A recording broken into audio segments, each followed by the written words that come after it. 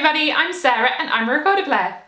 Firstly, thank you so much to all of you who have ordered my debut album Constellations. I'm so curious to hear what you think of it. If you haven't ordered your copy yet, you can get either the CD or download from my web shop, link in the description. Today, I am going to be reacting to musicians depicted in TV and movies. Now, I'm a professional musician and I guess today it's my job to tell other people how to do their jobs. And I'm warning you, it is gonna get nerdy. First up, Alien Covenant, Michael Fassbender learning how to play the flute recorder. First up, I'm seeing a flute with only 3 holes. I'm expecting that to have a range of about a third. Hold it like so. Nice and easy. Now compress your lips to create your embouchure. No. Enough for the tip of your little finger. What? And blow into the hole gently.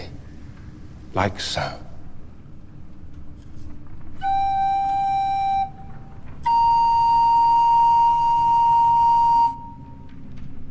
Okay, so by uncovering all of those holes, he's playing a minor third. I'll give them that. That could be a flute tuned to a minor third. Let's go with it.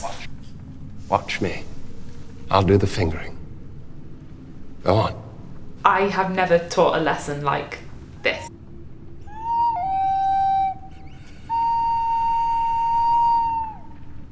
Okay, what is really good here is that they show that the amateur doesn't have good breath control. You hear how the notes go and drop at the end. That's a nice detail.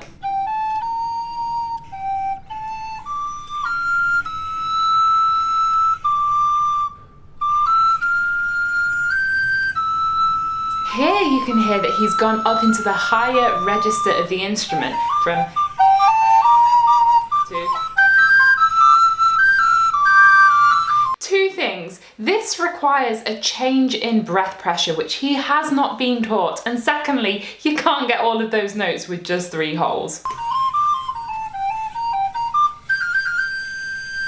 At the end, I will give them this at the end that even though he did it with completely random fingerings, the actor did coordinate the movements to the sounds. Well done, Michael Fassbender. I liked your trill. We're going all the way back to the 1960s now with the second Doctor Who.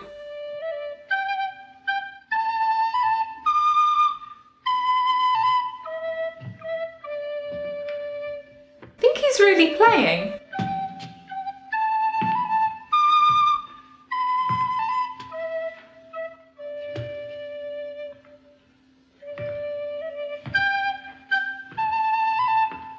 We're going back into the trope of the recorder being seen as a children's instrument with the kids' song, Skyboat song.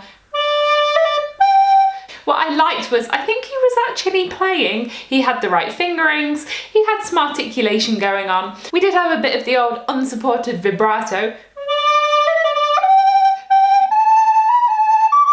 For saying that this video was made only a couple of years after the recorder had re-emerged as a contemporary instrument, I'm fine with this. I've not only got recorder clips in this reaction video, next we're going to look at Chloe Grace Moretz playing the cello in If I Stay.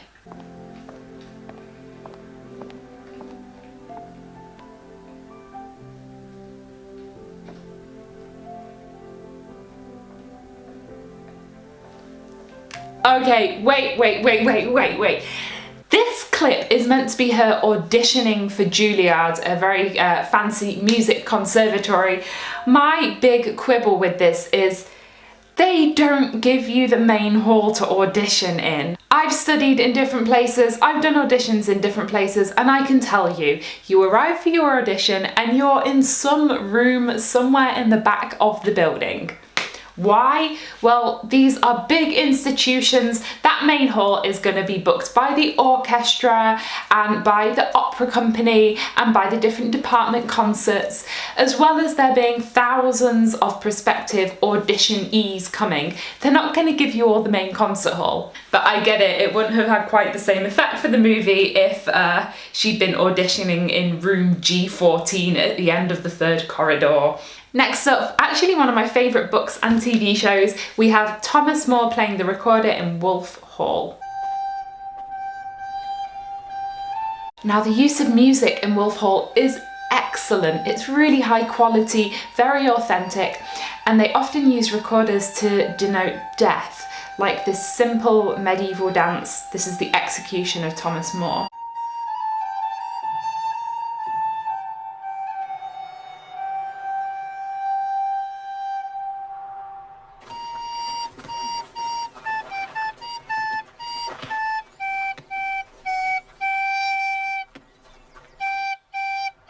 Listen here, when they cut to the character playing it, they make the articulation a lot more separate, like a new amateur player would, instead of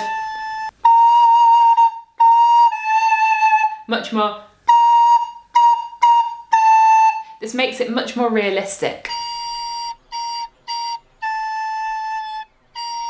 Bravo to the producers, they have given the actor an authentic looking Renaissance style recorder.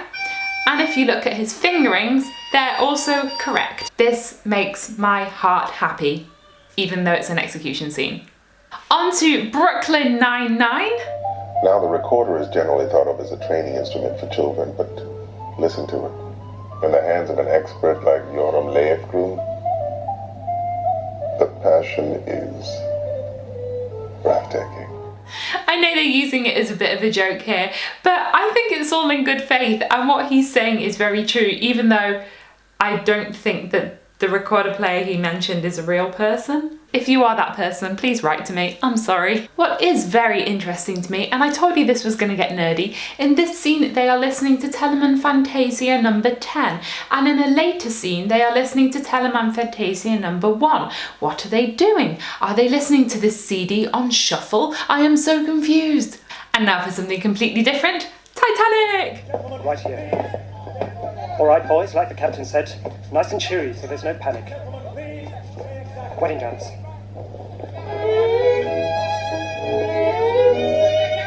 Okay, wait.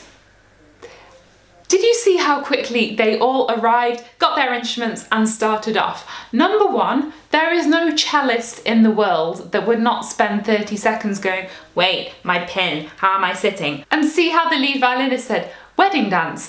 Da, da, da, da, da. None of them had time to go like, oh yeah, okay, wait, what key is it in? How fast are we going? Are they like string quartet robots? I'm not even going to go into the fact that it's freezing outside and there's no way those instruments will be that well in tune. So I do love this string quartet that keeps popping up in Titanic, but there's no way they would sound that good. From here, the classic French movie Tous les matins du Monde.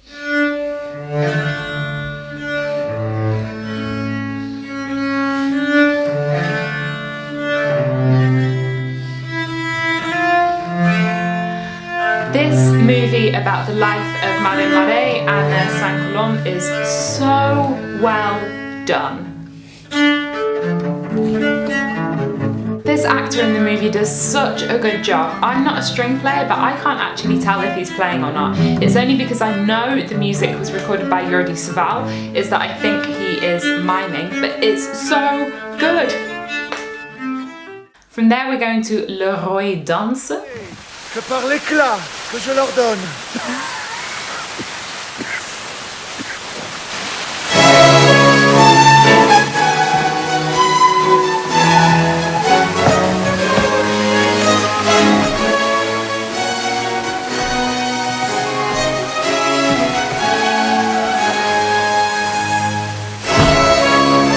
Ouvrons tous nos yeux à l'éclat suprême qui brille en ces lieux.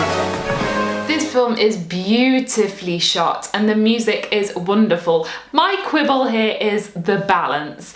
Those Baroque musicians are standing really far away on top of a waterfall.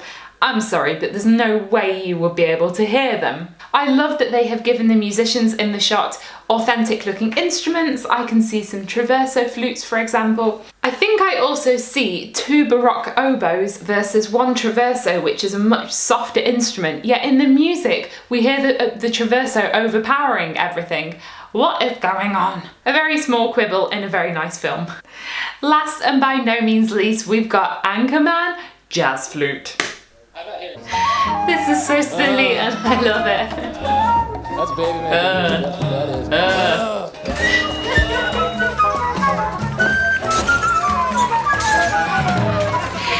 I don't think his fingers are lining up here at all, but it doesn't really matter.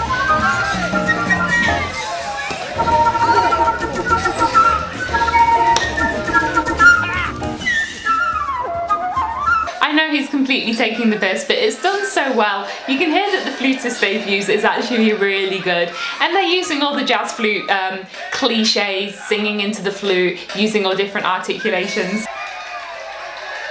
So for today, those were the different TVs and movies featuring musicians that I have reacted to. There were so many more, so if you want to see another video like this in the future, let me know. As always, you can subscribe to my channel by clicking on my face down here in the corner.